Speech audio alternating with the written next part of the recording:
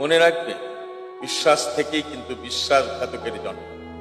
কাউকে বিশ্বাস করার আগে কষ্টি পাথরে তাকে যাচাই করি, নতুবা আপনাকে সেই বিশ্বাসঘাতকের জ্বলন্ত নিঃশ্বাস থেকে কেউ রক্ষা করতে পারবেন।